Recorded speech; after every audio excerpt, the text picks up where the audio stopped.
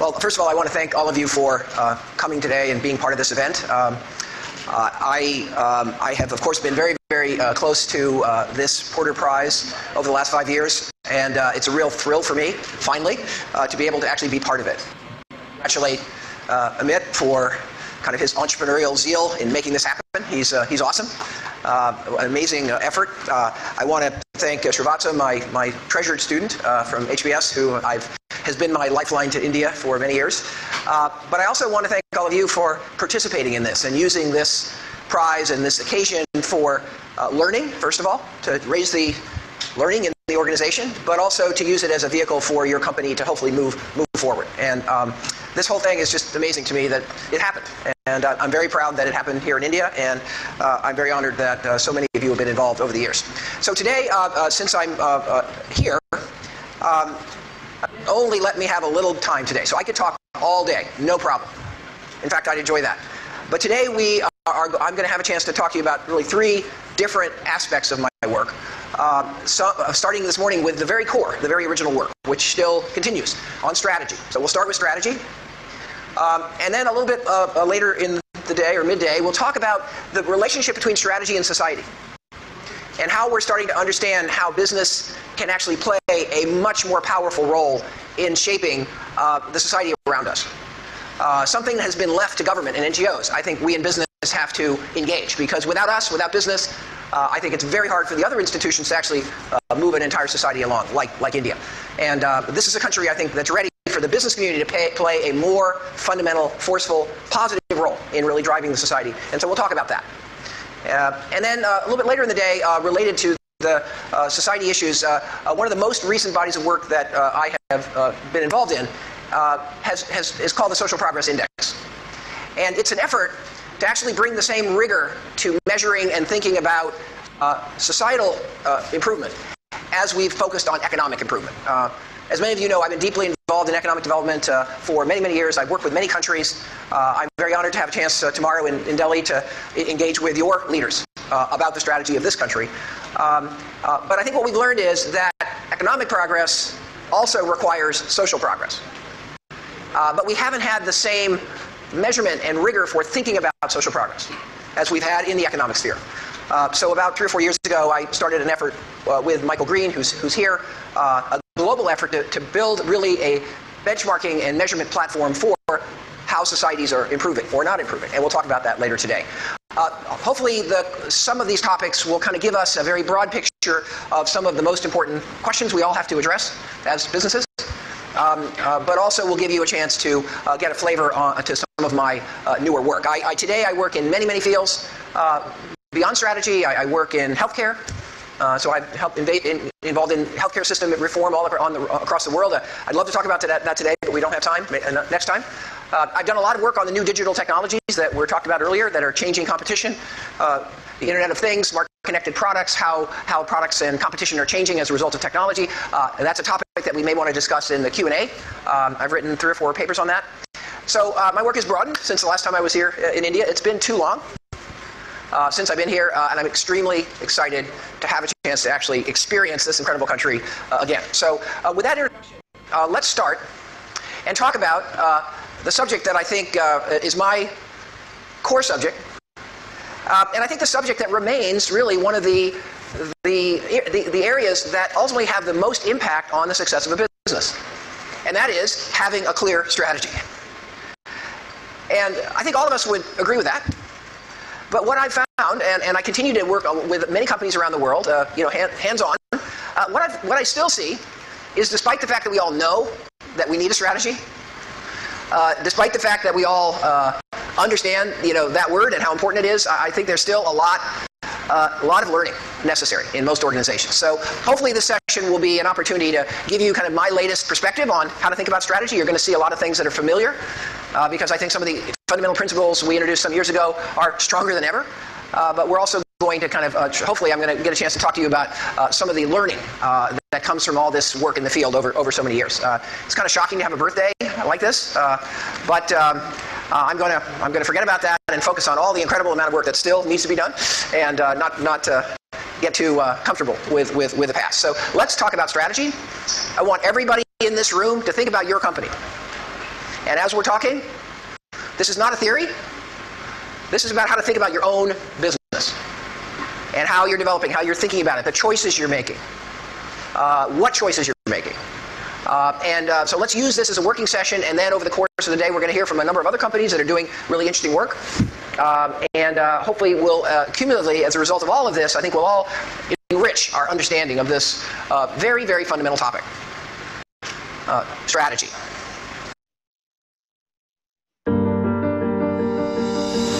What I'm going to do in this class is talk about all the fundamental skills of what is needed to be a great leader. As Teddy Roosevelt said, human nature is the most important thing to understand if you're a leader. So I will use examples from the 4 presidents I know the best: Abraham Lincoln, Teddy Roosevelt, Franklin Roosevelt, and Lyndon Johnson. Each one of these presidents was a leader during a time of great crisis. We can learn from their failures and their ability to acknowledge those failures and learn from their mistakes, to use the lessons of history to apply to your daily life. I'd love to just transport them into you.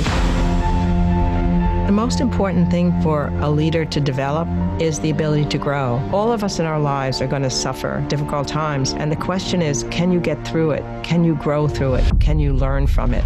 I think about Abraham Lincoln. He scoured the countryside for books, and he read. Now, what have we kind of learned about how to think about strategy? Well, I think what we've learned is that the instinct that most leaders have about success, and most people actually have about success, is dangerous, is potentially distracting. What I find is that when you ask a company what success looks like, the answer that I get a lot, is, well, I want to be the best company in my industry.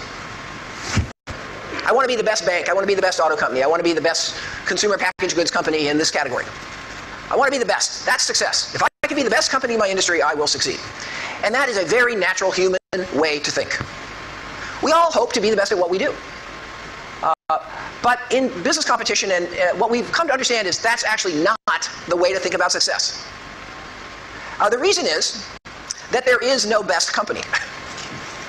So it's pretty dangerous to try to do something that's impossible. There is no best auto. There is no best insurance company. It all depends. It all depends. There is no best. There's no one way to compete. The biggest mistake in strategy is to think that there's only one way to compete. In every industry, there are different ways to compete, depending on what customer and customer needs you're actually trying to meet.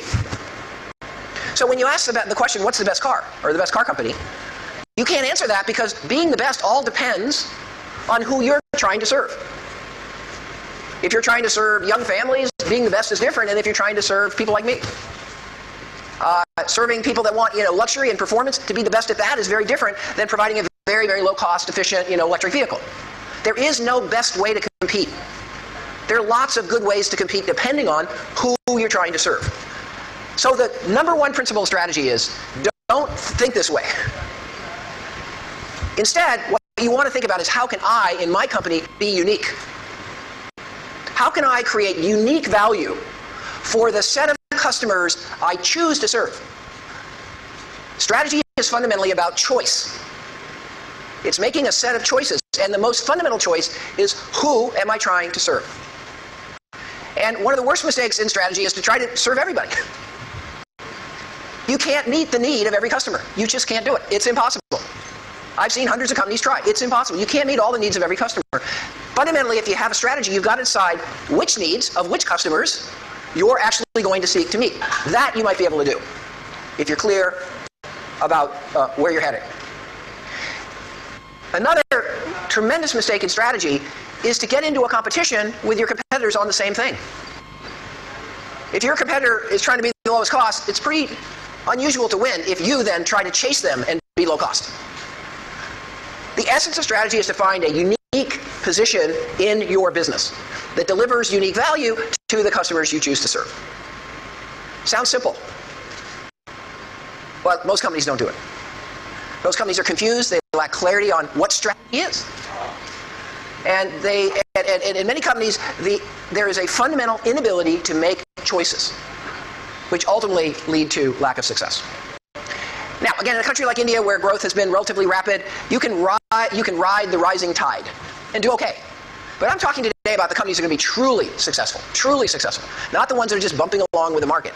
To be truly successful, we really need a strategy, and that strategy isn't about just being the best. Now, the word strategy gets used a lot, and I always try to help companies I work with and people I work with kind of have a clear understanding of what we mean by a strategy. Here it is. Strategy is a set of choices we make, long-term choices, to distinguish ourselves from competitors. That's what it's all about. It defines how we're going to compete differently, and it also really articulates the competitive advantages that we will seek to create and use in order to win. Okay? So at a very high level, this is how I would define strategy. Again, note the word long-term. Strategy is about long-term. It's not about tomorrow and the next day. It's about the long-term, because strategy takes a long time to put in place and implement. Strategy is about distinguishing yourself, being different. If you're doing the same thing as your competitor, you don't have a strategy. You're just trying to do the same thing better. That's what we call operational excellence. We'll talk about that in a minute. Strategy is around choices, what choices you make versus the choices that your competitors are making. Strategy then is different than just we want to be number one or number two. That's not a strategy. Wanting to grow faster is not a strategy. Quick question. Have you ever felt let down when trying Those are goals. Those are aspirations. The strategy is the unique position that allows you to get to whatever goal you set. We can't confuse the strategy and the goal. We can't mix them up. We have to separate the goal we're trying to achieve, and then the strategy is how we're going to get there. Strategy is not just one thing, one step. Strategy is not to go international. That's not a strategy. Raising R&D is not a strategy. Strategy is holistic. It's the whole set of choices that you make collectively in order to position the company for success over time in the marketplace. It's not one step. It's a set of steps. Strategy involves all the functions. It includes marketing, production, finance, everything together to create that unique positioning. That's what strategy is all about. And strategy isn't vague. It's not a mission. It's very specific, as we'll see. So here's where we start with a sort of we all have to get grounded in a clear idea of what we actually mean by a strategy. And once we start there, then we can start doing the analysis and making the choices necessary to get there. Now, many of you are public companies, and here we have an additional issue that a lot of companies get confused about, and that is, if you're a public company, we have a stock price, and everybody looks at the stock price. And what we also have to understand, if we're going to set a good strategy, is actually the stock price is not the goal. The stock price is a result. The goal is superior economic performance. Strategy is about creating superior economic performance in terms of return on capital and in terms of growth. Not 1 year, but on a sustained basis. Okay? And what we know is that it's economic performance that really creates value. Price can go up or down depending on what happens in the world. That doesn't mean the value changed. The value is actually created by the economic performance. The ability to be profitable and earn a good return on capital and grow that business. What we've got to remember is when we set strategy, we have to focus on the economic performance part. We can't try to please the stock market. We can't try to figure out what today investors want. That's going to confuse us. It's going to pull us away from where we want to go. So I think critical for strategy, particularly in public companies, is the idea that actually performance determines shareholder value, not the other way around. You'd be surprised. This sounds awfully simple. It's not. I work with hundreds of public company CEOs, and they get all confused about, well, what's the scorecard here?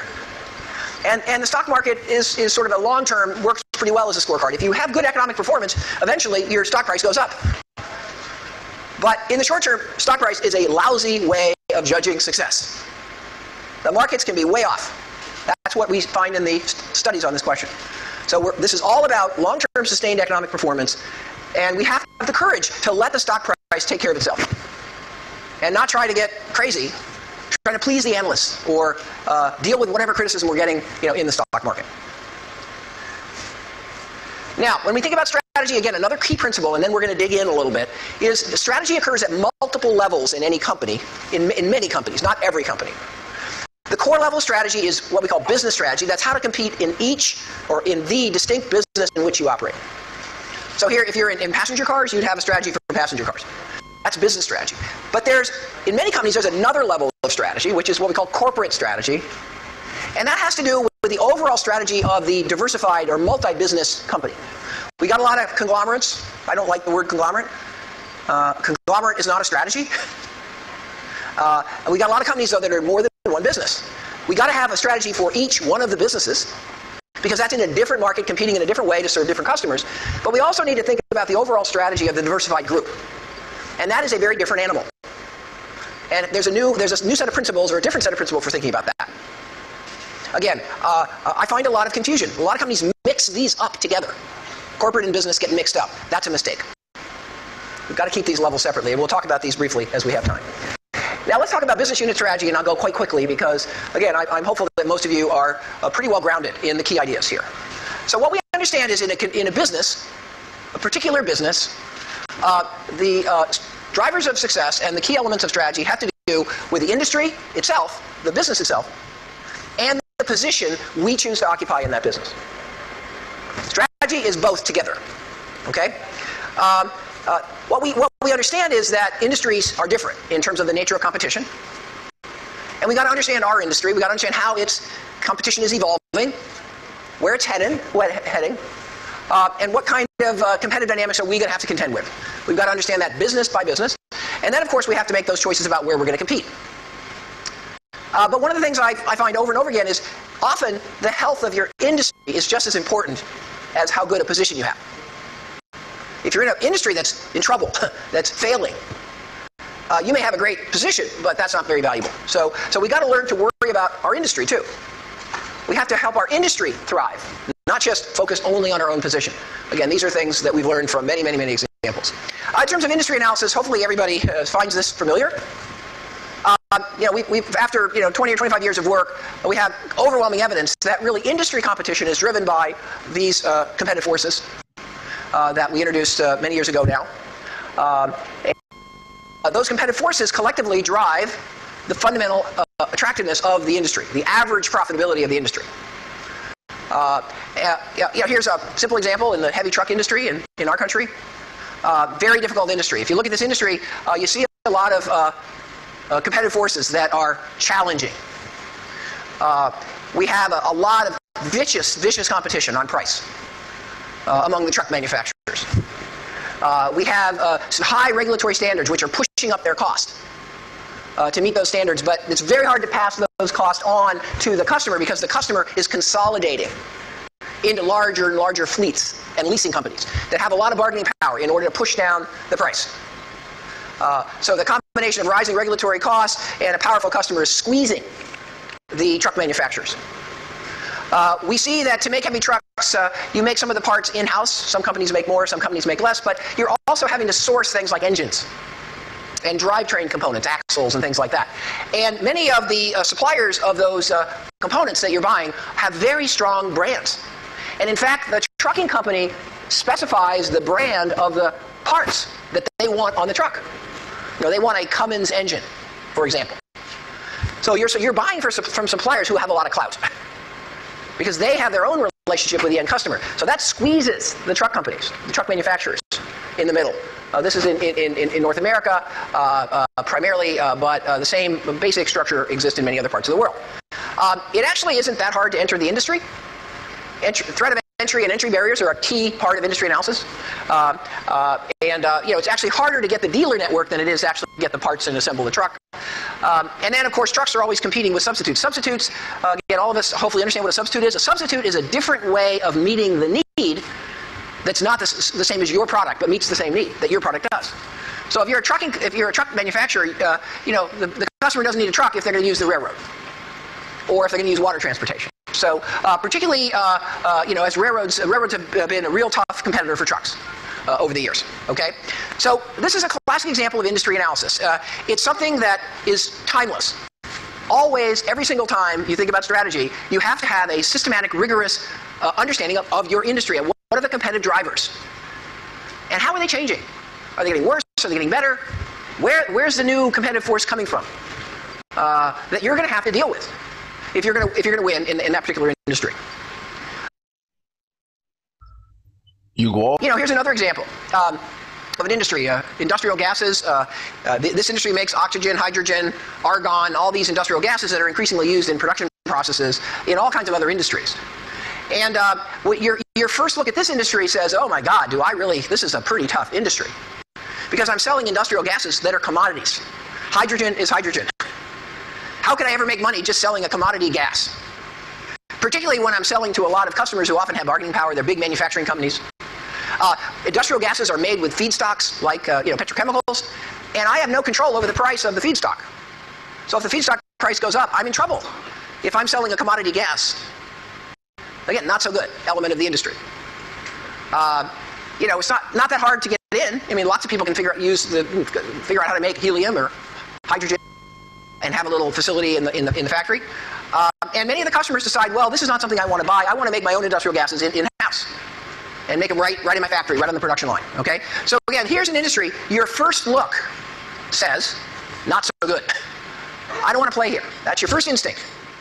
But again, what we learn about industry analysis is we've got to be sophisticated. We can't just take the superficial look at the industry. We've got to dig down a little bit. And if we dig down in this industry, what we've learned is actually it's quite an exciting and interesting industry. In fact, the companies in this industry have done very well. And the reason is that if the superficial look doesn't really get at the true industry structure. So just an example is probably the most interesting thing about the industry is that the costs of transportation are very high. To move gas from your plant to your customer takes a big truck. It's very expensive to ship. It's got to be shipped under pressure, and you have to kind of have a big tanker truck, and it has to go to the customer site, and it has to unload the gas through, pumping it into the tank there. And transport cost means that in order to be efficient in this industry, you have to have density of customers. So if you have only one customer in Mumbai, and you have to drive all the way to Mumbai for one customer, and spend all that money to drive that truck full of helium here, and you get to offload a little bit for one customer, your costs are going to be very high. But if you come to Mumbai and you have 17 customers and your truck goes from one to the next, and they're all close by, then actually that makes your business super efficient compared to the guy who's only going to deliver to one or two customers. Transportation costs take a very superficially lousy industry and make it into a very attractive industry. Because all of a sudden, if you have a dense group of customers in a given market, it's almost impossible for your competitor to attack you. It's just too expensive. They'll never be able to afford to win those customers. And it creates a lot of, because you've got to build a customer base over a long period of time, and this is a very critical product for the manufacturing process. So you don't want to try some new company and not be sure that they'll show up. If they don't show up with your helium, you're in trouble in your plant. Okay? So again, I won't go through the details, but what I'm trying to get across here is that we all have to be really sophisticated at industry analysis in our businesses. We got to look below the surface. We can't just say, oh, this is a commodity, it's a lousy industry. It's a commodity, it's quite an attractive industry. Dig down, understand the real entry barriers, understand the real bargaining power of the customer and the supplier. And the people that could see this have built tremendous businesses in industry that nobody else wanted to go into. Which for the stock market thought this was a crummy industry for a long time. Boy, were they wrong. The investors that could understand how attractive this business was, boy, did they do well.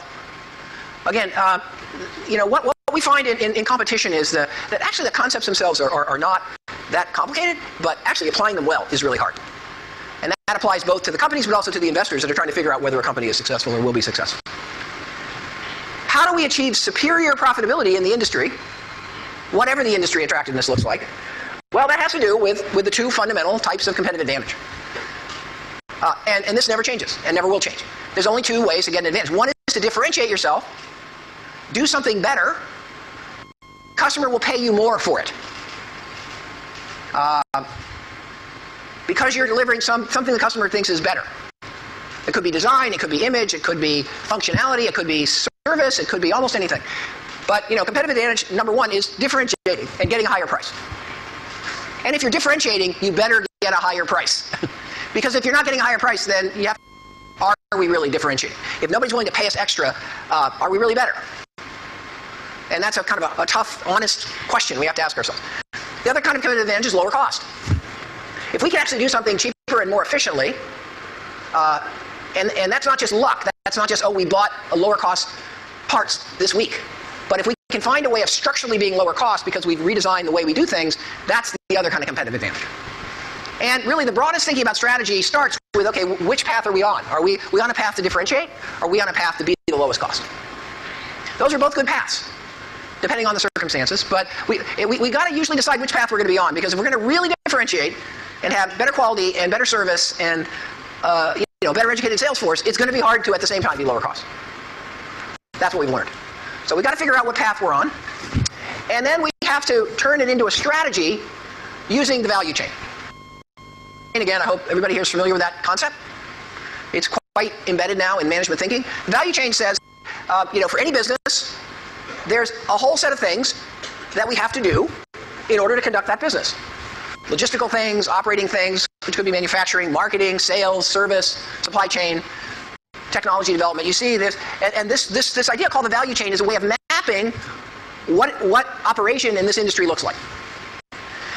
And this slide is just an example in the mobile communication business. So a Sprint or an AT&T in our country, here's the value chain in that business.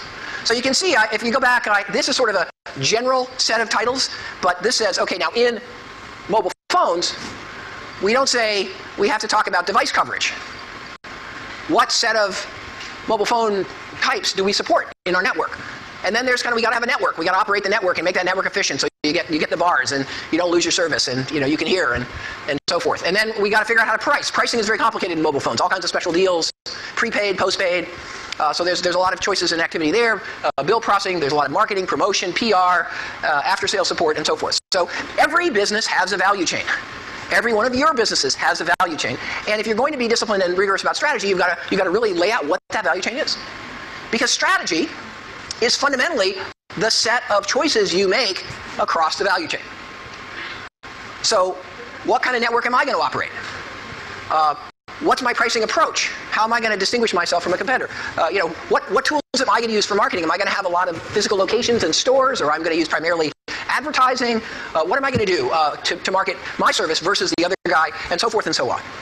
Strategy isn't sort of any esoteric thing. It's simply a set of choices about how we are going to operate the business, including choices about the technology we're going to sell, the function of our product, the features of our product, the technology of our product. A good strategy is one where there's clarity on the choices we're really making. And there's enough things that we're doing differently that we can get a competitive advantage. So let's talk a little bit more about that. The first kind of key idea here in going from kind of a value chain to strategy is the notion of operational effectiveness versus strategic position. This is an idea that I didn't have when I first published my first books in this field. I was thinking mostly about strategy, but I didn't really make the distinction that there's a lot that a company does that isn't strategy. GMAT Club presents MBA Best practice. If we're going to be in the auto industry, there's a lot of things we have to do just to be a good auto company. We have to buy the right kind of machines for our factory. We have to have, a decent dealer network. We have to, learn how to execute good advertising. There's a lot of best practice in every industry. And what we've learned is if you're not using best practice, you're going to lose, no matter what your strategy is. If you're not buying the latest manufacturing equipment, your competitor's going to win. You're going to give up too much cost and quality through that. So what we have to understand is in any company we have two jobs. One is we got to implement all the best practices that we can find. If we see somebody doing a better approach to customer care, we better look hard at that and make sure that we're at least at some threshold level of best practice. That's operational effectiveness. But operational effectiveness is not strategy. Operational effectiveness is doing the same things as your competitor better and better and better. It's raising the bar on the same things as all your competitors are doing. Your competitors have a factory, they have machines. If you buy the newest machines first, then you'll have an advantage. You'll be operationally better than them until they buy the machines. But that's not strategy. Strategy is on top of operational effectiveness. You've got to sort of operate the business well, but on top of that, you have to have a strategy. And that strategy is building on the best practices, but then including the choices that are going to define your uniqueness in the business. Both of these things are important.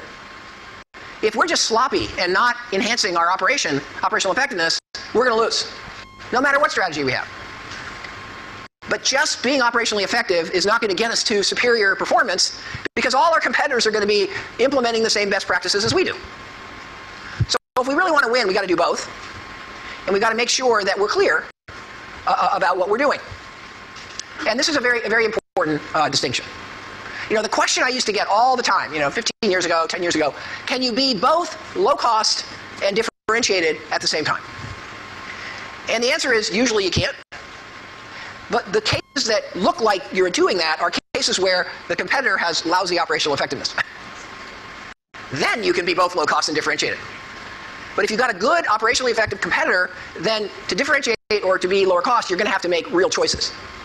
Okay? And you're not going to be able to do those both at the same time probably. You're going to have to decide which path you're on. Am I on the path of differentiating? Am I on the path of being the lowest cost producer?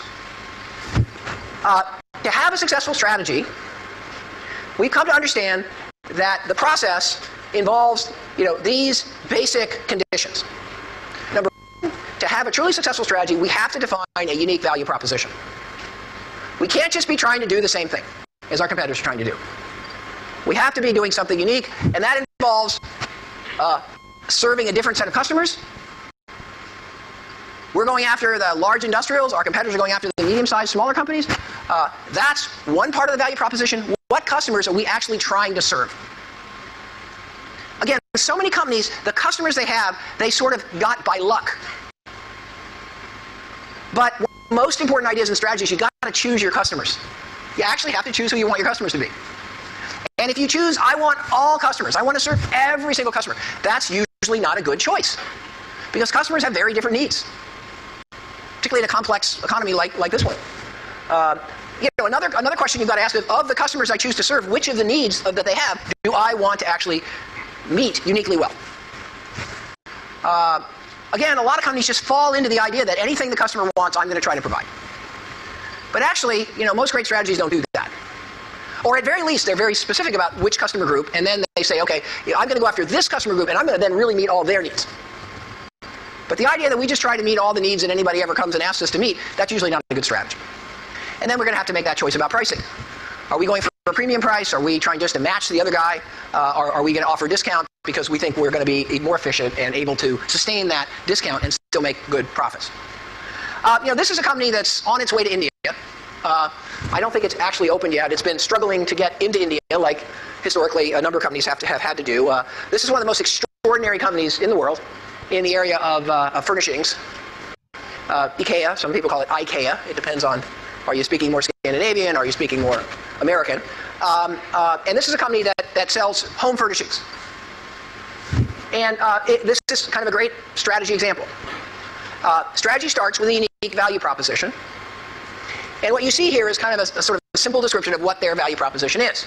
Who are the customers that they really are seeking to serve? And what are they delivering those customers in terms of products to meet those needs? And where are they pricing?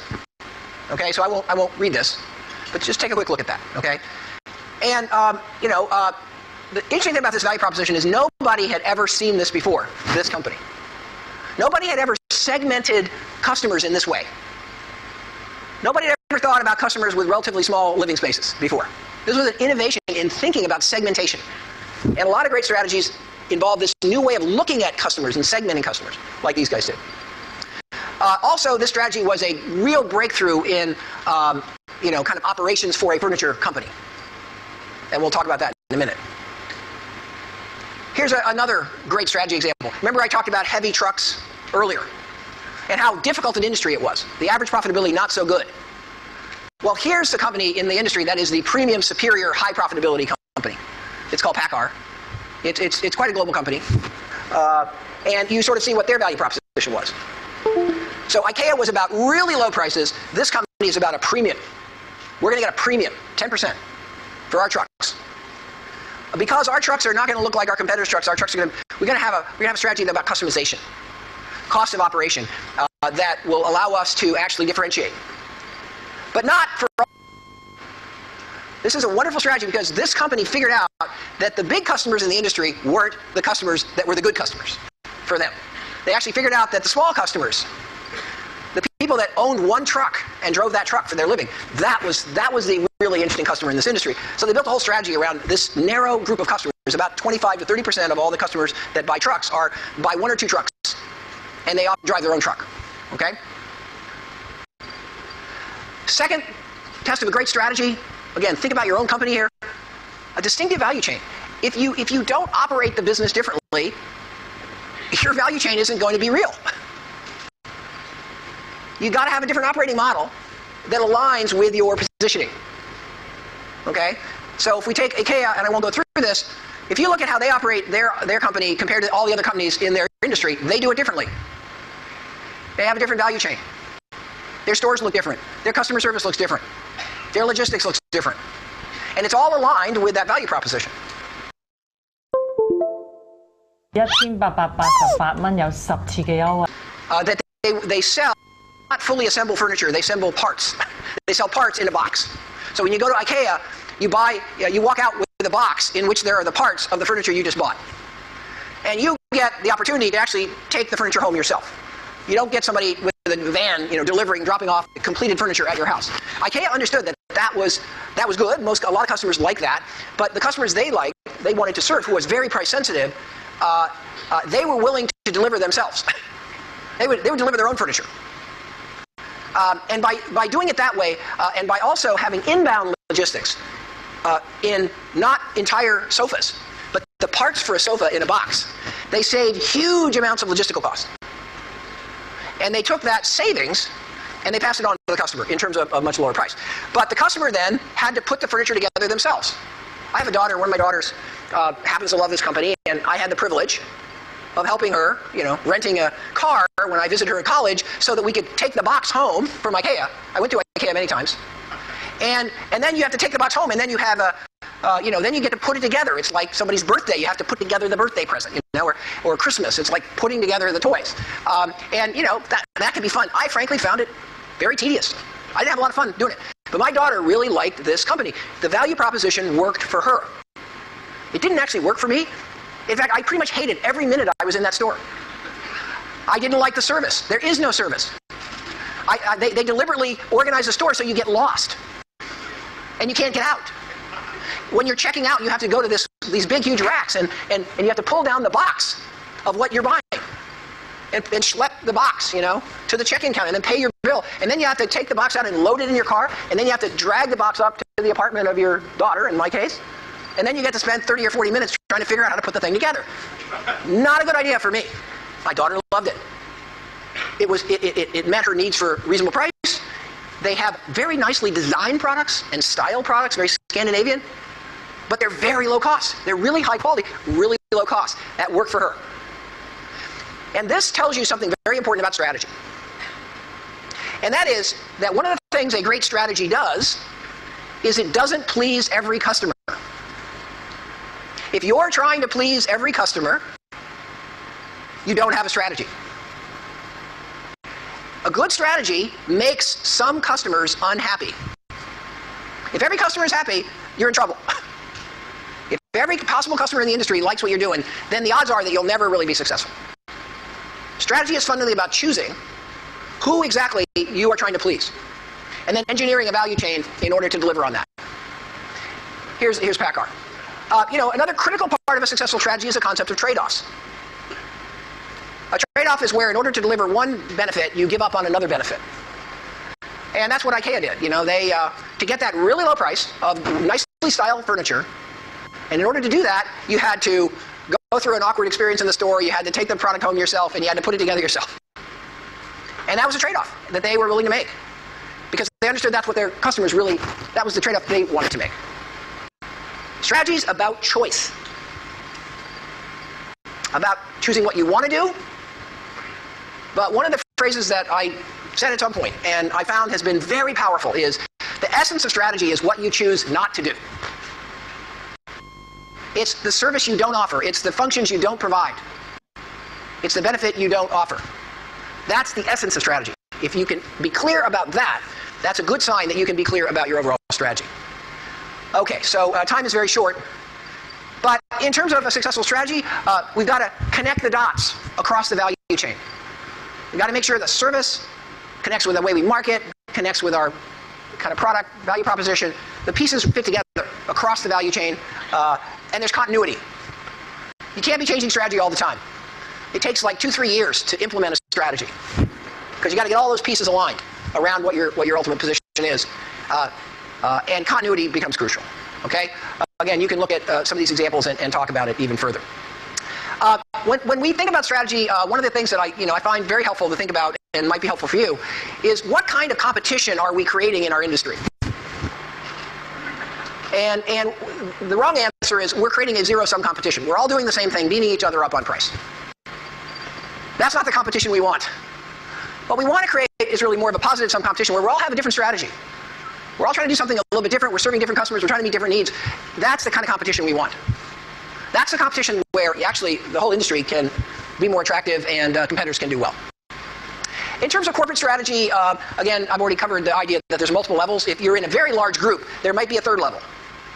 There might be groups of businesses clumped together because the whole company has so many businesses that to manage it, you've got to clump it into groups. So there might be a level of group strategy. What are the key questions of corporate level strategy? First of all, understanding what different businesses you're in becomes really critical. Because you need a strategy for each distinct business. And sometimes companies get confused. In fact, what I find is usually you think of your business too broadly. And you don't realize that actually the truck industry is not one industry. There's heavy trucks and light trucks, and those are totally different businesses.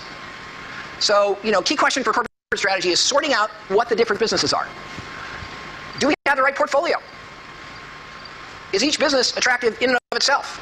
And then are we the best owner for the business? Does the business reinforce each other? Do we have synergy? Is there a logic for how the businesses fit together? And so on. Okay, these are the key questions of corporate level strategy. It's a different animal. It builds on business strategy, but it's different. Ultimately, in corporate strategy, we're trying to create synergies across businesses. If there's no synergies, we're probably better off, selling it, because we're not going to be able to add any value. And this just talks about the kind of synergies that we might be pursuing, and we got to make sure they're real. We got to make sure they're actually meaningful. They're not just a little benefit, but they're a big deal. Here's the ultimate synergy company, Disney, that has many, many different businesses, but they're all united in a common positioning, basic value proposition. They're sharing lots of resources like characters and video properties and so forth, leveraging across all these businesses. And this company has been remarkably robust in a very unstable industry, where some years you make a good film, the next year you make a lousy film, people go up and down. But Disney has a real robust corporate strategy that's given them a lot of resilience over time. And then I guess let me finish up this section by talking about, what's our job as leaders in strategy? And what I found is that the head of a business unit, and the CEO of the overall corporation, ultimately, you have to be the chief strategist. The reason is that nobody else has the right perspective for strategy except the ultimate leader. Everybody down in the organization is thinking about their part of the company, their business, their function, the marketing department, the production department, the R&D. The only person that really has the true strategy perspective is the person that's actually running the overall business. So you've got to use your people to get information. You've got to make it a team process, but ultimately you have to decide. Strategy can't be a popularity contest where everybody gets a vote. Because essence of strategy is about choices. And we got to make one clear set of choices. We can't have sort of, oh, well, we'll do this, and we'll do this, and we'll do this, and we'll do this. Oh, yes, marketing, I know you want to do this. We'll do a little bit of that too. You end up you're not going to do well. You're not going to have a strategy. You as a CEO got to make sure that you have a great strategy process. You got to make sure that, first of all, you've got the right business units organized, and you got a great team working on a strategy for each of those business units. You got to make sure they're answering the right questions. You shouldn't ask the question of how much is the industry going to grow for the next 10 years and think that's the key question. That's one of other key questions every strategy has to address. The industry, where do we stand today? How would we benchmark our performance across the value chain? Who are our key competitors? How are they doing? Where do they stand? What do their value chains look like? There's a lot of key questions in a good strategy, and the only person who's going to make sure you have the right questions is you. Because you're the person that's actually in charge of pulling it together and making the choices at the end of the day. You got to make sure the right are involved in the strategy process. That's your job as a leader. And what we know is strategy has to be done collectively by the multifunctional team. We give strategy to each functional department and let them do the production strategy and the marketing strategy and the service strategy. That never works. We got to get those people together doing the strategy together, because all those pieces have to fit together. You know, there's no such good marketing. There's only good marketing for a particular strategy. So we can't let the marketing guys go running off and do good marketing. We've got to put their role in the context of the overall positioning we're trying to achieve in the market. That's what great strategy is all about. And guess whose job it is to make sure that happens? You. The person who has the overall holistic perspective of the business. Your board of directors, we found, you need to let your board of directors see the strategy before they have to approve it. Board of directors want to participate in the process. Now, it's not their job to develop the strategy, but they're usually smart people, and it's very helpful to get their input. And then you can come back to them with what you want them to approve.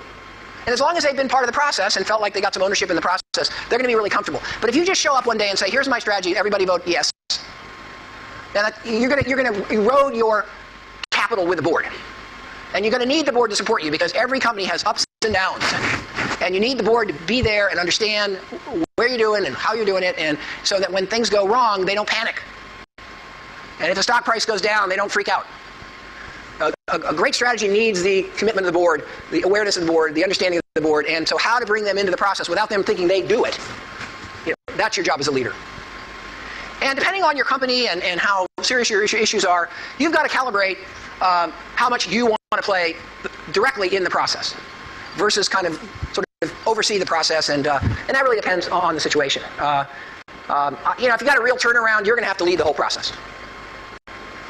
If you come in a really bad situation, you're just going to have to lead the whole thing. Don't delegate it to strategic planning. If you're in a pretty stable company and you've got a good team, then your job is really to set the right process up and then check in and see how they're doing. One of the things we've learned, I've done a lot, I've trained now probably 350 of the top CEOs in the world. They come to Harvard for a boot camp. We call it the New CEO Workshop. And when a CEO gets appointed, we invite them, and we have about a dozen, 2 or 3 times a year, come together as a group, and we go through, okay, what do you have to do to be a successful CEO? And we know a lot about that. And we go through that process. And one of the things we do in that workshop is we talk a lot about why a great leader doesn't want to have to reject the work of his team or her team. And the worst thing you want to have to reject is the strategic plan. People do a lot of work. They think very hard. They get themselves all excited, and they come together with a great plan, and they're presented to you. The worst thing that you have to do is say no. Because if you reject that plan, first of all, it's a reflection that you created a lousy process. The wrong people, the wrong questions. It's also a sign that you didn't check in to see if they were moving in the right direction. You want to make sure that they're thinking the right way, they're on the right path. Encourage them to, don't do it for them, but check in. What you want to do in a strategy process is you want to be really happy and say, that's great work. And then you're going to motivate your team to really be responsible and to really move the business forward. But if you reject their strategy because you didn't really pay much attention to what they were doing, and you're just having the meeting, at the end of 6 months, then what's going to happen? You're going to have to do it. Everyone in your team is always going to want you to approve anything before they do too much work on it. They're going to create dependence on you as a leader. So as a leader, one of your most critical jobs is to essentially create the right processes to allow your team to succeed. And check in. So that if people get off on the wrong track that you're not comfortable with, you don't have to reject their work at the end. What you want to do as a CEO is you want to celebrate the work of your team.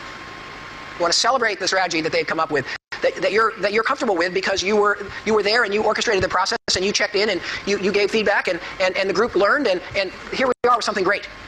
That's what strategic leadership is all about at your level. The people, most of you in this room, are at that level. Okay? So that is, I think, for me anyway, from doing this many, many times still every year, this is kind of the fundamental ideas that I think we all have to really understand and then turn into reality if we're going to have a great strategy. So, Amit, I guess we have some time for some Q&A. So let's open the up. But these slides we'll post. They'll be available to you. You can go into the details. There are many more that you can access through my websites and other materials. But ultimately, at the end of the day, there's nothing more important in building a really world-class company than getting this stuff right. So, Amit, thank you, Professor.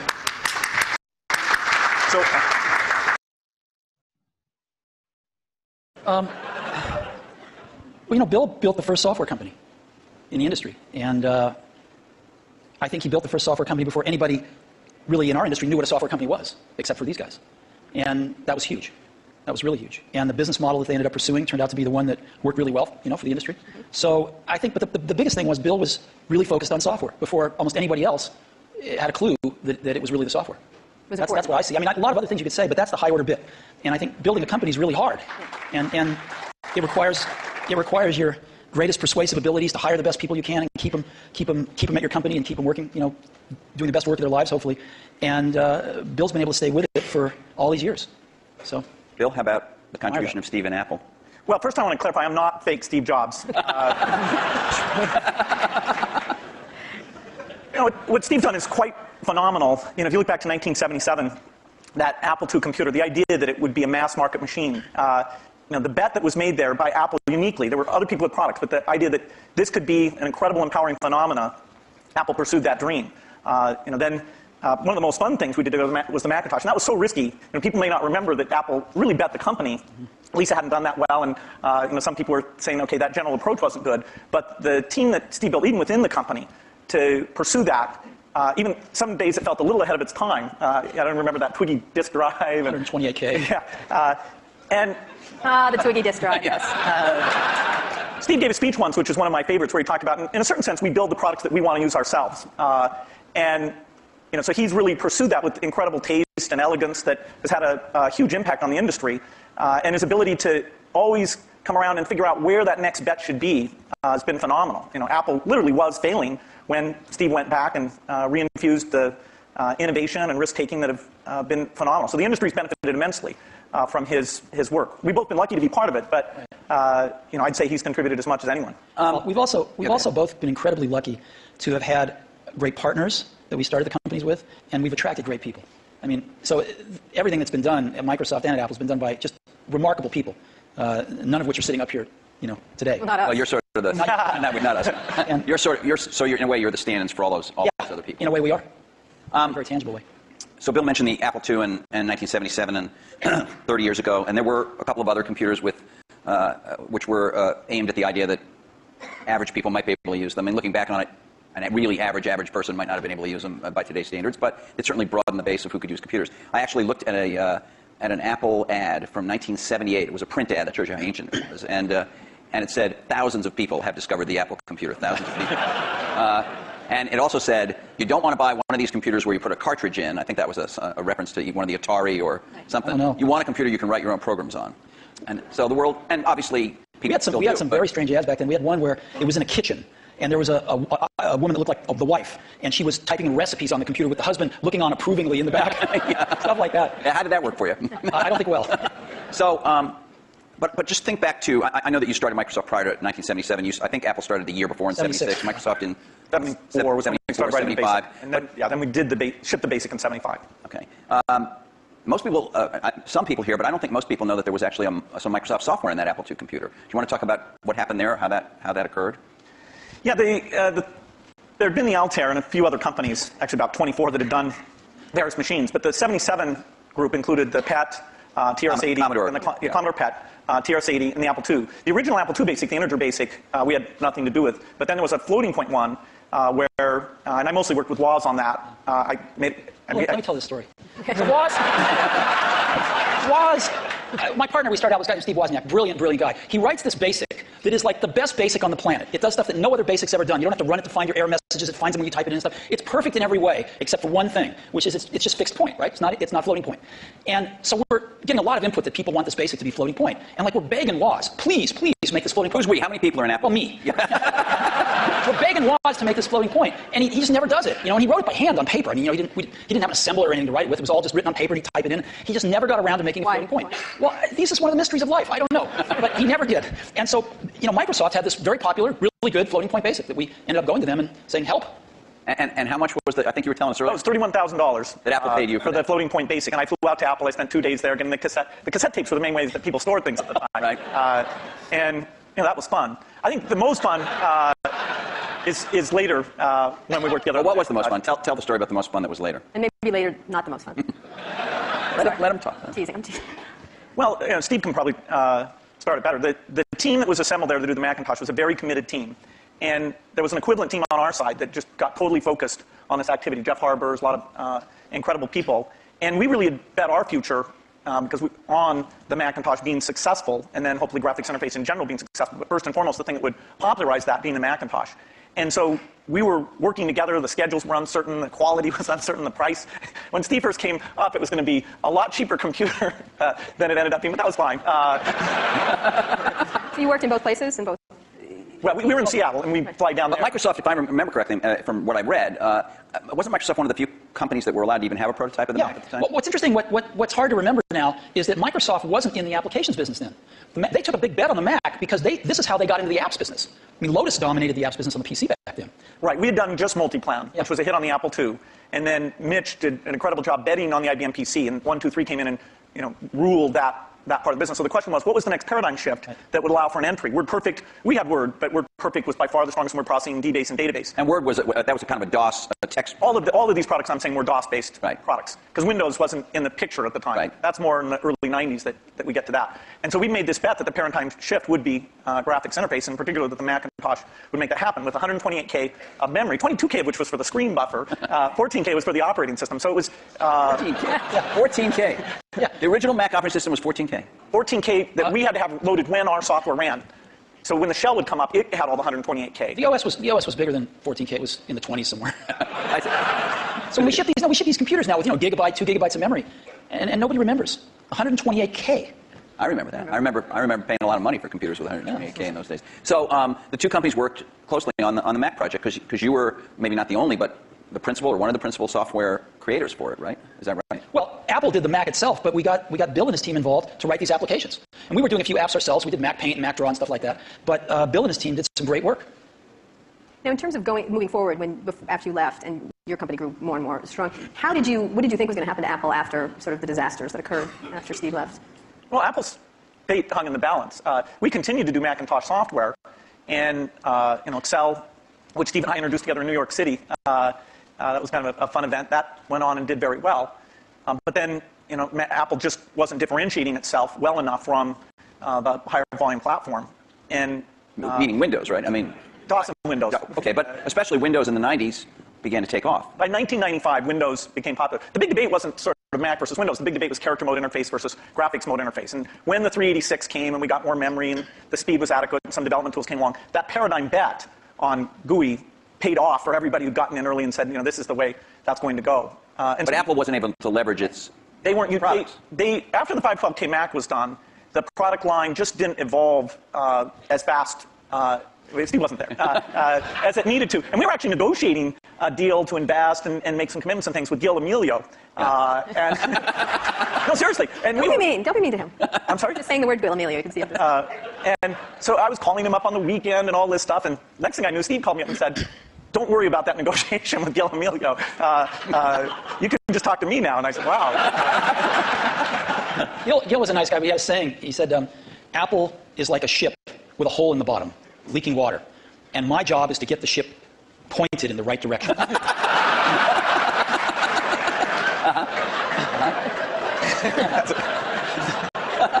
Okay. So, and meanwhile, through all this, I want to get back to the thing we saw in 1997 at Macworld there, but Windows was just going great guns. Windows 95, to whatever extent earlier versions of Windows had not had all the features, all the GUI stuff that the Mac had, Windows 95 really was an enormous leap. Yeah, Windows 95 is when graphics interface became mainstream and when the software industry realized, wow, this is the way applications are going to be done. And it was amazing that it was ridiculed sort of in 93, 94. It was not mainstream. And then in 95, the debate was over.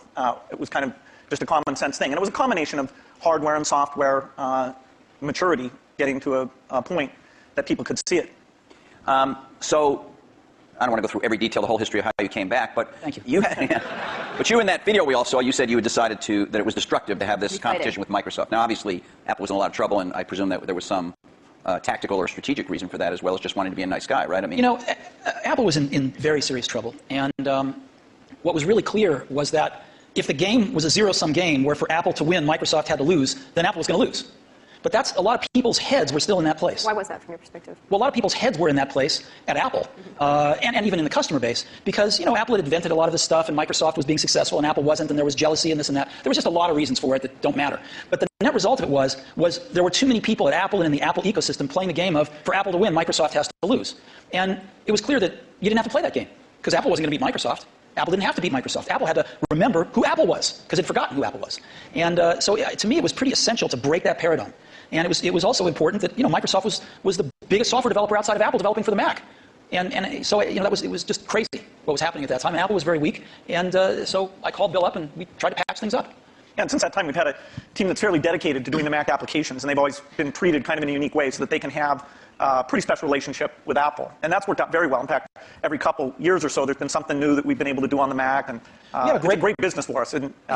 And it's actually, the relationship between the Mac development team at Microsoft and Apple is a great relationship. It's one of our best developer relationships. And do you look at yourself as rivals now today as the landscape has evolved? And we'll talk about the internet landscape and everything else and other companies that have come forward. But how do you look at yourselves in this landscape today? Because you are competitors in certain ways, which is the American way, right? We watch the commercials. And you get annoyed at each other from time to time. You know what? I have to confess, I like PC Guy. Yeah, he's great. I like him. The art of those commercials is not to be mean, but it's actually for the guys to like each other.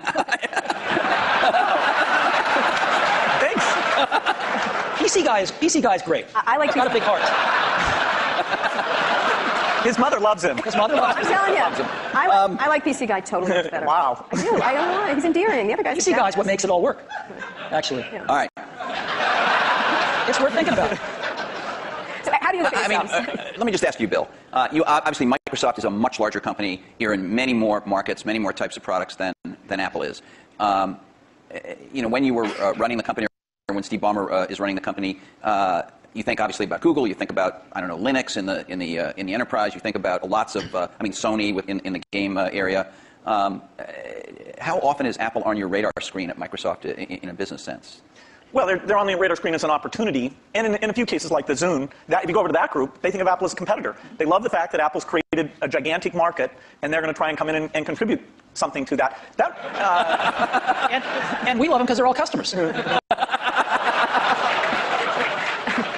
I have to tell you, I was actually told by Jay Allard, I'm serious, that because of the nature of the processor, the development platform they used to develop a lot of the software for the Xbox 360 was Macs. And he claimed that at one point they had placed the biggest order for whatever the Mac Tower was at the time of anybody, and it was Microsoft. I don't know if it was the biggest, but yeah, we had the same processor, essentially, that the Mac had. This is one of those great ironies.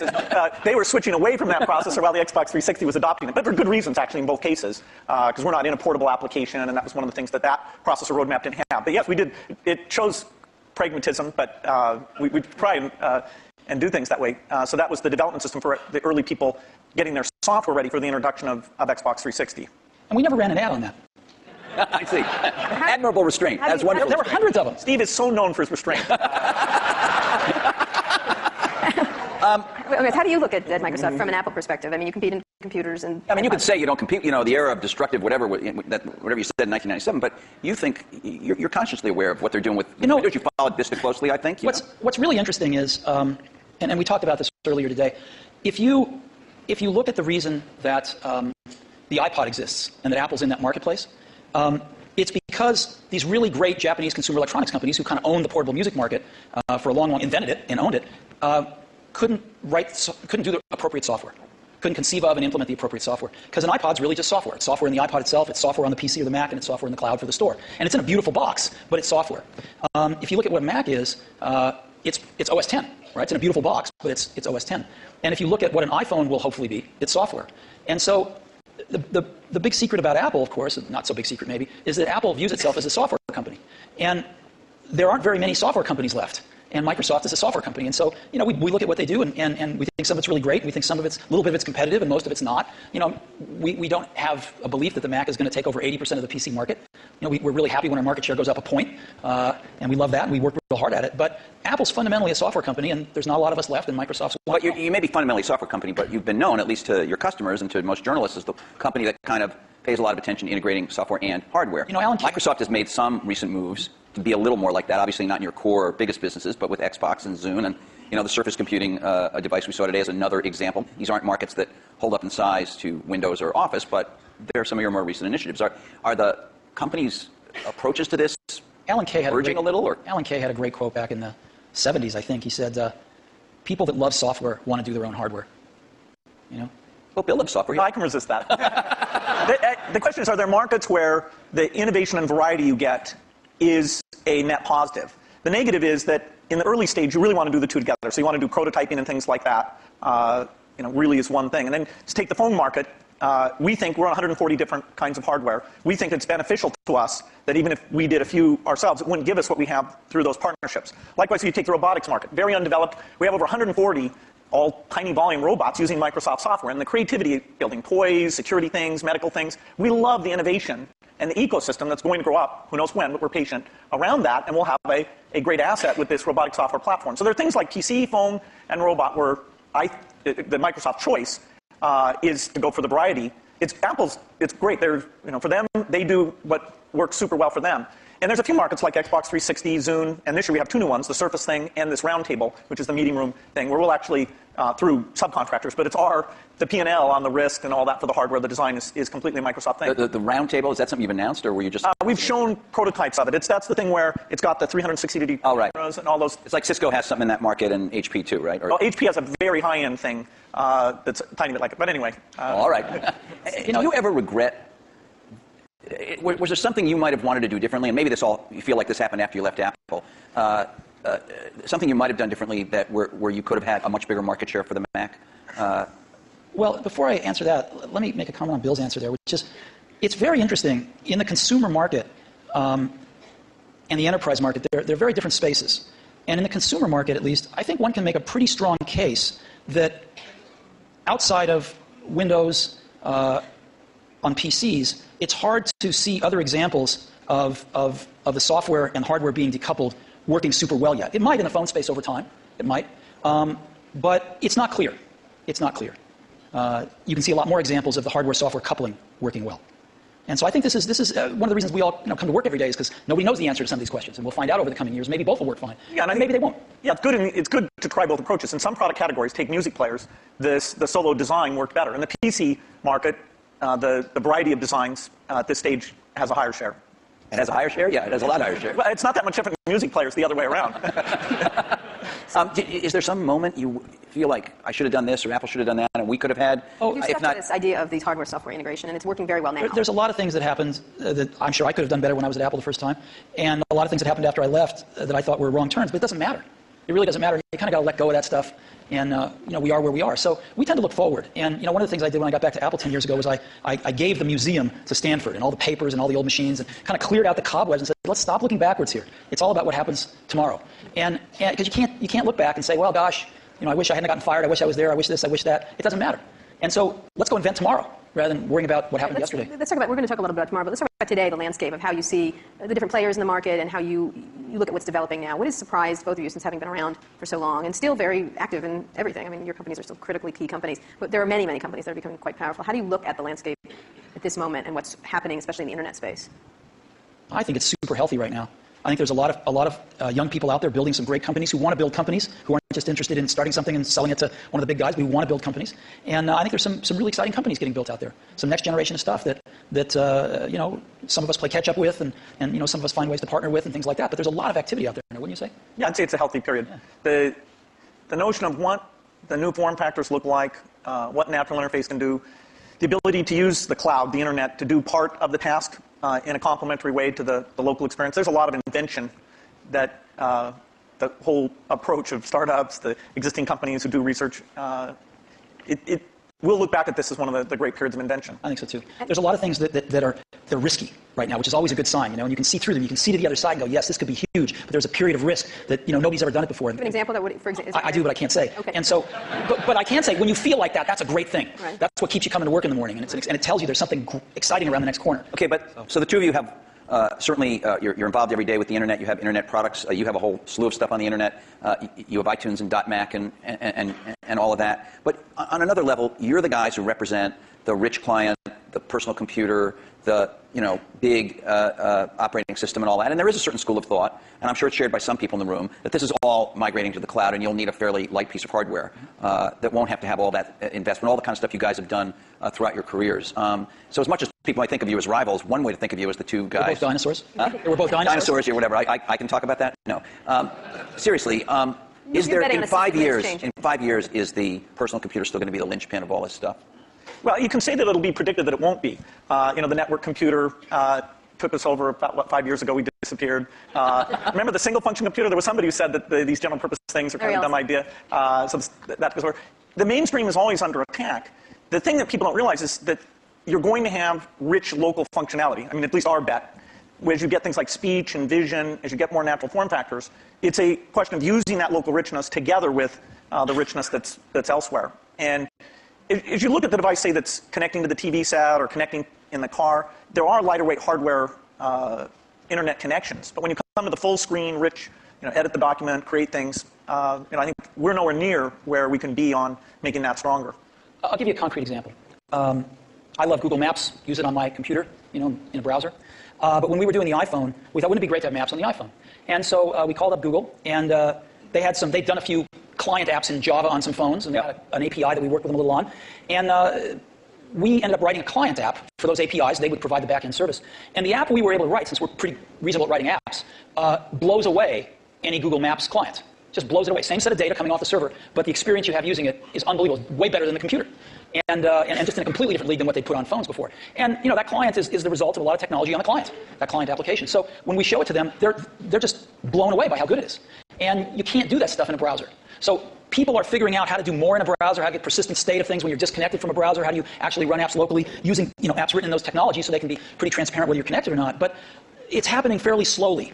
And there's still a lot you can do with a rich client environment. At the same time, the hardware is progressing to where you can run a rich client environment on lower and lower cost devices, on lower and lower power devices. And so there's some pretty cool things you can do with clients. So, so you're saying rich clients still matter, but maybe I misunderstood you, but your example was about a rich client that is not a personal computer as we have thought of a personal computer. What I'm trying to say is I think the marriage of some really great client apps with some really great cloud services is incredibly powerful, and right now can be way more powerful than just having a browser on the client. You're talking about a software company being a software and services company rather than a... I'm saying the marriage of these services plus a more sophisticated client is a very powerful marriage. Architecturally, the question is, do you run just in the cloud and all you have down locally is the browser?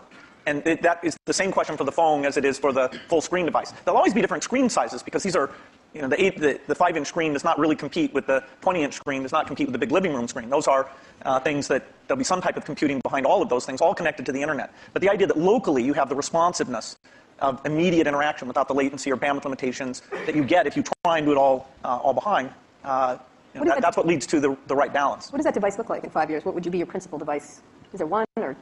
Is it I think you use, I could be wrong, I think you carry a tablet, right, which has not necessarily stormed the world yet. Yeah, this is like Windows 1992, I think. That is, I'm unrepentant on my belief. But to go back to Kara's point, what would you each imagine that you would carry as your principal, let's say, thing to do? I mean, Jeff Hawkins showed a very lightweight email and all that device kind of stuff. Yeah, I don't know if you guys saw, but Jeff Hawkins showed a Linux-based, a very small, I think he called it a companion to a smartphone today. A phone companion, which sounded a little naughty, frankly. It doesn't matter, you weren't there, but what would you think you each would be? I assume you carry a tablet PC. I don't know what brand it is. Maybe you change them up. I don't know.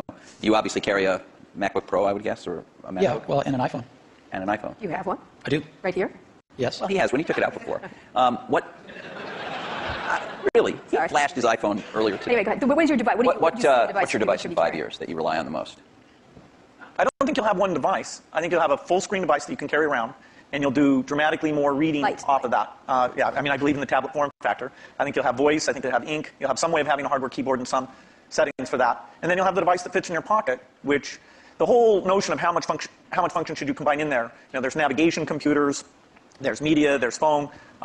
Technology is letting us put more things in there, but then again, you really want to tune it so people know what they expect. So there's quite a bit of experimentation in that pocket-sized device. But I think those are natural form factors, and it will have the evolution of the portable machine and the evolution of the phone will both be extremely high volume, complementary. That is, if you own one, you're more likely to own the other.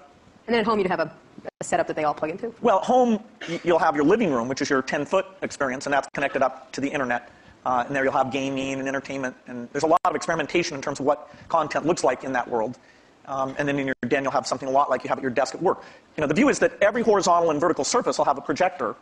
So you can put information, your desk can be a surface that you can sit and manipulate things. Can I please have a room in my house that doesn't have a screen and a projector in it? You bet. Thanks. The bathroom. Well, that's the perfect perfect place for it, actually. So what's your 5-year outlook at the devices you'll carry? You know, it's interesting. The PC has proved to be very resilient. Because as Bill said earlier, I mean, the death of the PC has been predicted every few years. Here, when you're saying PC, you mean personal computer in general, not just Windows PCs. I mean personal computer in general. Okay. And you know, there was the age of productivity, if you will, you know, the spreadsheets and word processors, and that kind of got the whole industry moving. And it kind of plateaued for a while, was getting a little stale, and then the internet came along, right? And everybody needed more powerful computers to get on the internet. Browsers came along, and it was this whole internet age that came along, access to the internet.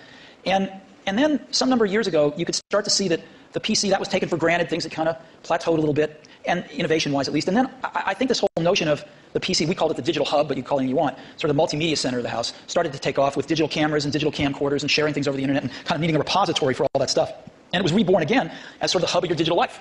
And you can sort of see that there's something starting again. It's not clear exactly what it is, but it will be the PC maybe used a little more tightly coupled with some back-end internet services and some things like that. And of course, PCs are going mobile in an ever greater degree. So I think the PC is going to continue, this general purpose device is going to continue to be with us and morph with us, whether it's a tablet or a notebook or a big curved desktop that you have at your house or whatever it might be. So I think that'll be something that most people have, at least in this society. In others, maybe not, but certainly in this one. But then there's an explosion that's starting to happen in these, what you call post-PC devices, right? And you call the iPod one of them. There's a lot of things that are not... You can get into trouble for using that term. I want you to know that. What? I'm kidding. Post-PC devices. Why?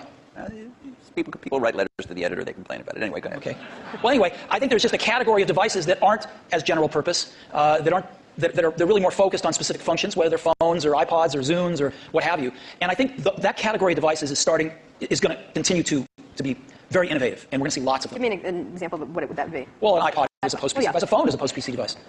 Is the iPhone and are some of these other smartphones, and I know you believe that the iPhone is much better than these other smartphones at the moment, but are these things, aren't they really just computers in a different form factor? I mean, when you use the word phone, it sounds like... We're getting to the point where everything's a computer in a different form factor. So what?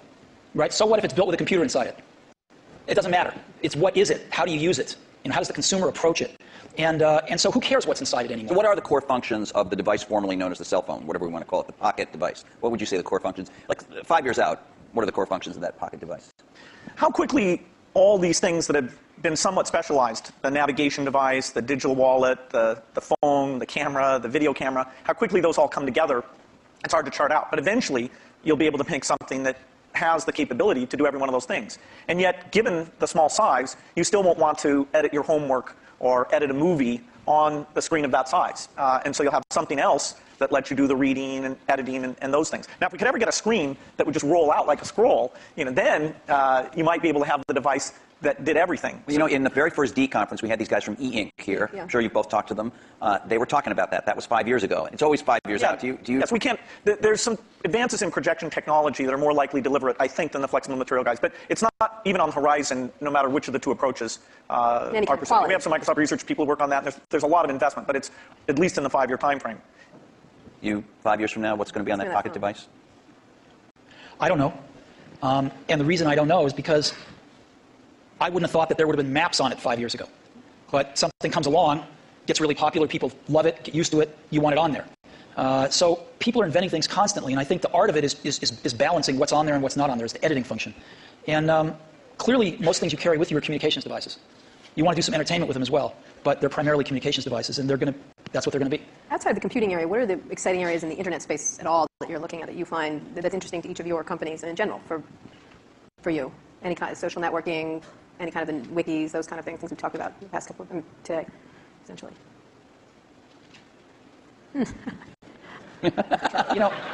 We're working on some things that I can't talk about. Again, yeah. But there used to be a saying, isn't it, at Apple? Blow us away, though. Wow, it's great. There used to be a saying at Apple, isn't it funny, a ship that leaks from the top? So, that's kind of like a sweater without sleeves as a vest. I don't get that. That was what they used to say about me when I was in my 20s. Okay. There's a zillion interesting things going on the internet. The most interesting things to me are these incredible new services that people are bringing up. And surrounding entertainment, or there's a lot of them surrounding entertainment, but there's a lot of them that have to do with just sort of figuring out how to navigate through life a little more efficiently. And I think it's really great when you show somebody something and you don't have to convince them they have a problem that this solves. They know they have a problem. You can show them something and go, oh my God, I need this. And I think you're going to see a lot of things like that happen over the next year or two. Do you obviously have a very large internet business with iTunes and you sell a lot of stuff on the Apple Store, but you were early with this idea that when you bought a computer from Apple, you had this kind of internet service backend, and it was called .Mac. And I think a lot of people feel you haven't developed it very much. I couldn't agree with you more, and we'll make up for lost time in the near future. And in your case, you obviously have huge things like Hotmail, for instance, which is, I guess, and Windows Messenger, which are both widely used, and I don't even know how many users. A gazillion. Huge numbers. But on the other hand, you haven't, as Steve Ballmer was talking about today, you have other people have much stronger positions in things like search and other parts of the internet. So are you guys, because you are the personal computer companies that are best associated with that, not as nimble as some of these competitors at this point? Do you worry about not being as nimble, both of you? I mean, obviously Microsoft's a much bigger company, but you're a big company. Steve, Apple is. Do you worry about not being as nimble as somebody sitting out there with the kind of 10 employees that you guys had in 1977? Well, there's always going to be great new things that come out of other companies, and you want to be in a position to benefit from those, to have those inventions drive demand for Windows and personal computers, and then some of those upstream things you want to participate in. I hope Steve mentioned we are going to participate in search, hopefully to a higher degree in the future. He did mention that, yeah. Than at present, so we'll see what we can do there. A lot of the applications are more specialized. They're not areas we'll go into. Take what it can happen with education now, that video is mainstream, and all these tools that let you do rich interactions are very mainstream. I'm very excited about that. The idea of empowerment goes back to the very beginning of our industry, and some of those dreams that this would be used by students or that teachers could get better and learn from each other in these new ways. We're just at the threshold where some of those things can happen. And yes, our companies can contribute to that, but as a whole, it's the ecosystem jumping on and building on each other where you can finally say, finally, technology did something for education. See, I look at this a little bit differently, which is we're not trying to do a lot of this stuff because it's not what we do. We don't think one company can do everything. So you've got to partner with people that are really good at stuff. Like, we're not, I mean, maybe Microsoft is great at search. We're not. We're not trying to be great at search. So we partner with people that are great at search. And we don't know how to do maps on the back end. We know how to do the best maps client in the world, but we don't know how to do the back end. So we partner with people that know how to do the back end. And what we want to do is be that consumer's device and that consumer's experience wrapped around all this information and things we can deliver to them in a wonderful user interface, in a coherent product. And so in some cases, we have to do more work than others. In the case of iTunes, there wasn't a music delivery service that was any good, and we had to do one, so we'll do one. But in other cases, there's companies doing a way better job because we're not as good at this stuff as other people are, and we love to partner with them. And so, we selectively do that. And I think it's really hard for one company to do everything. Let's talk about entertainment. You're both entertainment's important to both your companies. For yours, music right now, and as you get into Apple TV, Microsoft has been within the Hollywood area. Where do you see that going in the era of YouTube? We've had a couple of network people here talking about changes that are happening in Hollywood and everything else. What is happening now to entertainment delivery, and where do you all play? Because you'll be the delivery mechanism in one way or the other for most people. Well, the big milestone is where the delivery platform is the internet, and so you bring the richness and the interactivity. I think you can get a little bit of a glimpse of the future of TV more from looking at community-type things like Xbox Live, where people are talking to each other, finding friends, watching things together, talking about those things. That, as you map that onto genres like educational shows or sports shows or watching the Olympics or the elections, that ability to navigate becomes very, very powerful. And we're not an entertainment company. Yes, we do Halo, which is this big video game, but by and large, we're a platform. And so it's the tough software things, whether it's the speech or the ink or the deep graphics, that's where things that take 10 years to get done. The IPTV stuff, the foundation there, it took 10 years to get it done. Now it's finally coming to fruition, and we have people like AT&T betting their company on putting that together. So we're just at the start of having a scale entertainment delivery vehicle both through PCs, unfortunately not connected up to the TV set in most cases, but that's a point of innovation. And now things like IPTV and Xbox that are connected up in the living room. Steve, you were today, Bill, you weren't here, but Steve showed a new function of Apple TV that brings YouTube directly to the TV. Is there going to be more of that from you? Do you see yourself, the way Bill says, as an enabler of entertainment? Or, well, I mean, putting aside your Disney role, but your Apple. I mean, I think people want to enjoy their entertainment when they want it and how they want it, on the device that they want it on. So ultimately, that's going to drive the entertainment companies into all sorts of different business models. And that's a good thing. I mean, if you're a content company, that's a great thing. More people wanting to enjoy your content more often in more different ways. That's why you're in business. But the transitions are hard sometimes. And the music industry, it turned out that the internet got fast enough to download songs pretty easily. There was no legal alternatives, and maybe they made some bad choices in how they reacted to that. But they're still trying to make the transition to a very different way of doing business or ways of doing business while they're under attack from piracy. And we can all highlight some of the mistakes that have been made, but still it's a tough job.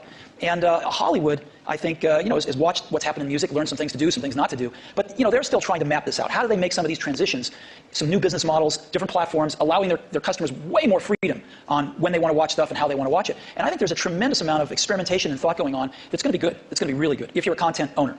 Can I ask about the user interface of the personal computer for a minute? Vista has just come out, which is your best version of Windows you've done, has some UI improvements in it. You're about to do yet another version of the Mac OS called Leopard in the fall, which, from what you've shown publicly at least so far, has some improvements. But fundamentally, these are still the kind of file icon, folder icon, drop-down menu. I know I'm minimizing. There's a lot of other things. There's gadgets and widgets and all kinds of other cool things in there now. But you can see that it's still all built on what you started with, what Xerox did research on. Is there in the offing in the next 4 or 5 years, is it possible there's a new paradigm for organizing the user interface of the personal computer? Let's leave cell phones and things out for a minute, but just the personal computer, Bill. One of the things that's been anticipated for a long time is when 3D comes into that interface. And there was a lot of experimentation, sites on the internet where you kind of walk around and meet people. But in fact, the richness, the speed, it just didn't sustain itself. Now we're starting to see with some of the mapping stuff, a few of the sites, that the quality of that graphics, the tools and things are getting to the point where 3D can really come in. So I definitely say that when you go to a store, bookstore, you'll be able to see the books lined up, the way you might be interested in, or lined up the way they are in the real store. So 3D is a way of organizing things, particularly as we're getting much more media information on the computer, a lot more choices, a lot more navigation than we've ever had before. And we can take that into this communications world where the PC is playing a much more central role, kind of taking over what was the PBX, sort of one of the last mainframes in the business environment. That'll be a big change. That'll come to it. And as we get natural input, that'll cause a change. And what about this multi-touch stuff? It's really interesting. Obviously, Steve showed some of it on the iPhone when he introduced the iPhone. Steve Ballmer today showed a bunch of it with the Surface computing device. It happens, although it's not part of our program, that HP, which is a sponsor of this conference, has a multi-touch sort of display over here out in the foyer. Will this make its way into... Minority Report, this kind of thing? Yeah, will this make its way into, maybe you call it direct manipulation of objects with your hands and your fingers. Will this make its way into mainstream, let's say, laptop computers as a new UI or an additional part of the UI, or is that just a well, but go beyond the specialized laptop. devices? Vision, software is doing vision. And so, imagine a game machine where you just can pick up the bat and swing it, or the tennis racket and swing it. We have one of those. No, that's not it. You can't pick up your tennis racket and swing it. You can't sit there with your friends and do those natural things. That's a 3D positional device. This is video recognition. This is a camera seeing what's going on. And in a meeting, like you're on a video conference, you don't know who's speaking when they're audio only, things like that. The camera will be ubiquitous. Now, of course, we have to design it in a way that people's expectations about privacy are handled appropriately. But software can do vision, and it can do it very, very inexpensively. And that means this stuff becomes pervasive. You don't just talk about it being in a laptop device. You talk about it being part of the meeting room or the living room or... But on the laptop, the way that... And maybe I'm wrong. Maybe this is what we have is great, and we don't need any new big radical change. But when I turn on my laptop, whether it's my Vista laptop or my Mac laptop, it's kind of... There have been improvements, but it's a lot like it was 10 years ago. It's much better. The graphics are better and all that. You talked about that radical change. You have the mouse. For both your companies. You have the icons. You move around. You have the... and you talked about what a big gamble it was in '84 to do that and then follow on with Windows. We still essentially have that approach, and I'm just wondering, is that going to change? Touch, ink, speech, vision, those things come in, but they don't come in as a radical substitute. I think you're also underestimating the degree of evolution because you've lived with it year by year. Say we sent you away for 10 years and you came back and you said, wow, there's a search paradigm, and that's more at the center of how you find these things. There's tagging, that's more at the center of how you find these things. The evolution is a very good thing. In fact, even in that evolution, the stuff we did with Office, there's this balance you strike where when you make a change, in that case the ribbon, you're going to have some users who feel like, oh, geez, I have to spend a little bit of time to be brought along to that. But there has been good evolution. But these natural interface things are the revolutionary change, and they'll be very revolutionary. That together with the 3D that I talked about. Steve? I know you're working on something. It's going to be beautiful. We'll see it soon. Yeah, you can't talk about it, but... Bill discusses all his secret plans. You don't discuss any. I know. It's not fair, but it's... I think the question is a very, very simple one, which is how much of the really revolutionary things people are going to do in the next 5 years are done on the PCs, or how much of it is really focused on the post-PC devices. And there's a real temptation to focus it on the post-PC devices because it's a clean slate, and because they're more focused devices, and because they don't have the legacy of these zillions of apps that have to run in zillions of markets. And so I think there's going to be tremendous revolution in the experiences of the post-PC devices. And the question is how much to do in the PCs. And I'm sure Microsoft is. We're working on some really cool stuff, but some of it has to be tempered a little bit because you do have these tens of millions in our case, or hundreds of millions in Bill's case, users that are familiar with something that they don't want a car with 6 wheels. They like a car with 4 wheels. They don't want to drive with a joystick. They like the steering wheel. And so you have to, as Bill was saying, in some cases you have to augment what exists there, and in some cases you can replace things. But I think the radical rethinking of things is going to happen in a lot of these post-PC devices. I'm going to ask a more personal question. We have just a minute before we're going to open up for questions. What's the greatest? I'm not going to call this the Barbara Walters moment and ask you what tree you'd like to be, but you would love to be Barbara Walters. Let me just say. No, I would not. What's the greatest misunderstanding? Right. But thank you, Steve. About your relationship. I mean, you're obviously going to go down in history as history books already said kind of thing. But what's the greatest misunderstanding between your relationship and about each other? What would you say would be this idea of catfight? This idea of which one of the many? We've kept our marriage secret for over a decade now. Canada. That trip to Canada.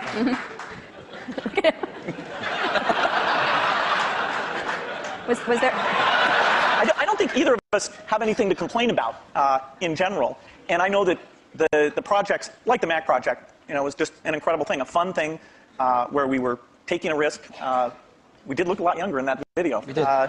You look 12 in the first one. That's how I try and look. I was 12. But it's been fun to work together. And I actually kind of miss some of the people aren't around anymore.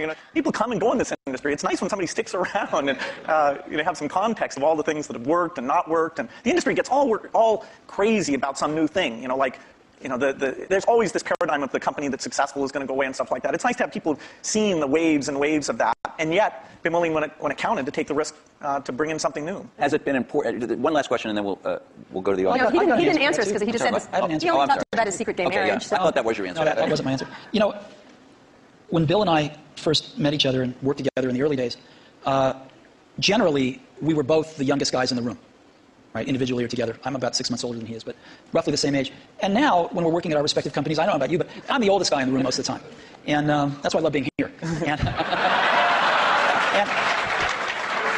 so happy to oblige. Happy to oblige. And I think of most things in life as either a Bob Dylan or a Beatles song. But there's that one line in that one Beatles song, you and I have memories longer than the road that stretches out ahead. And that's clearly true here.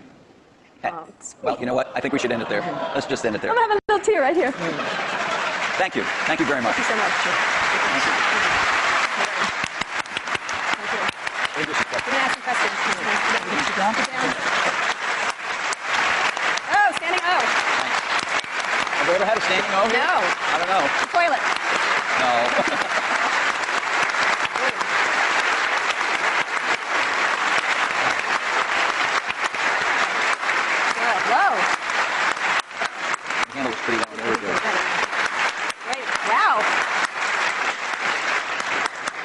So some audience questions. Questions. Can we have the lights? Roger Mackman from Elevation Partners. Hey guys, that was incredible. Thank you very much. We've got a big election coming up next year. I'm curious if there are any issues that you see in Silicon Valley that we all ought to be focused on communicating effectively to the next potential president of the United States. That is any common ground that we share, because it's weird. You don't actually hear any issues that people are talking about right now. I'm curious if you guys have any in mind. Yeah. Well, certainly education is one that I'd put at the top of the list. Are there technological solutions right now that they could do something about, or is that just sort of like... No, the technology is going to be helpful, and more, but the way that teachers are measured and made excellent, the way that the high schools are designed, the expectations they have, it's not just a pure technology thing. It's more an institutional practice where the opportunity is, and there should be a lot of debate about the different ways of doing that. Boy, we've got some pretty big problems, and I think most of them are much bigger than anything Silicon Valley can contribute right now to solve, so hopefully some of those will get solved. I also think we underestimate how much all of our industry depends on stability. We've enjoyed a long period of stability, and we've been able to focus on technology and growing our businesses and stuff, and I think we take that for granted sometimes. One of the more interesting areas that we all suffer from, of course, is in the area of energy dependence. And there's a lot of work going on. I know a lot of investing going on anyway. I don't know if the results are there, but a lot of investing going on in alternative energy, and maybe Silicon Valley can play a small role in some of that stuff. Are you guys investing in that area? Personally? Or? Some. Which might be a lot. $1 billion here or there. Are you investing in that area? No. Or just a Prius. Okay. Yeah, just appreciating. Over there. Hi, Don Eklund, Sony Pictures. My question is really, at what point is there too much diversity? It was talked about a few times in the discussion, the fact that now microprocessors are very low cost, memory is low cost, software is ubiquitous. But my life has been made better by standards like coding standards, network standards, and it seems like we're reaching a point where diversity is starting to take hold to a point where we're not going to be able to have the kinds of convergence devices that I think everyone would really be able to appreciate. And I'm wondering, is this going to be like healthcare or mass transit, where you just can never put it back in the bottle again? And I'd like to get your perspective on that. If there's still an opportunity to have some grand convergence devices that can really simplify people's lives and enrich their lives. Steve? Well, I think Bill and I would agree that we can get it down to 2. No, I think it's hard to limit imagination and innovation. I think there's always going to be a bunch of new great things, and I think that's part of what we put up with to get the innovation. We put up with a little bit of aggravation to get the innovation. And I think the marketplace is awfully good at allowing diversity when it should and then getting rid of it when it shouldn't. I mean, and then letting it come back sometimes. Yeah. Well, I mean in terms of standards and things. You know, the internet standards have been incredibly powerful. You know, video formats, things like this. And so I don't see things that are going to really hold back a convergence device. You know, sure, there's a lot of wireless approaches, but that's pretty healthy right now. They each have various merits. A few of them will end up overlapping the other ones and kill the other ones out. But I think the industry's done very well at latching on to standards for the things that there were no longer any innovation in, and then focusing on the places where it wasn't clear which approach was best. Jesse? Hi, I'm Jesse Kornbluth, headbutler.com. Because you're not the youngest guys in the room anymore, it's perhaps appropriate to ask you a question about legacy, each of you. Bill, even your harshest critic would have to admit that your philanthropy work is, you know, planet-shaking, incredible, and could be, if you make it a second act, so amazing that it would dwarf what you've actually done at Microsoft.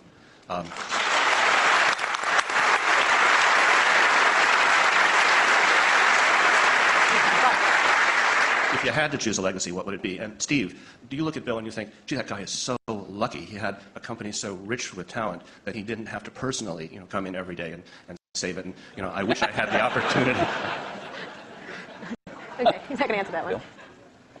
Well, the most important work I got a chance to be involved in, no matter what I do, is the personal computer.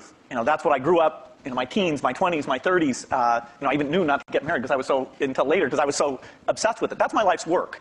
And it's lucky for me that some of the skills and resources, but I put skills first, that I was able to develop through those experiences can be applied to the benefit of the people who haven't had technology, including medicine, working for them. So it's an incredible blessing to have two things like that. But the thing that if you look inside my brain, it's filled with software and, you know, the magic of software and a belief in software. And, you know, that's not going to change. Okay. So your question was about whether I wish I didn't have to go into Apple every day?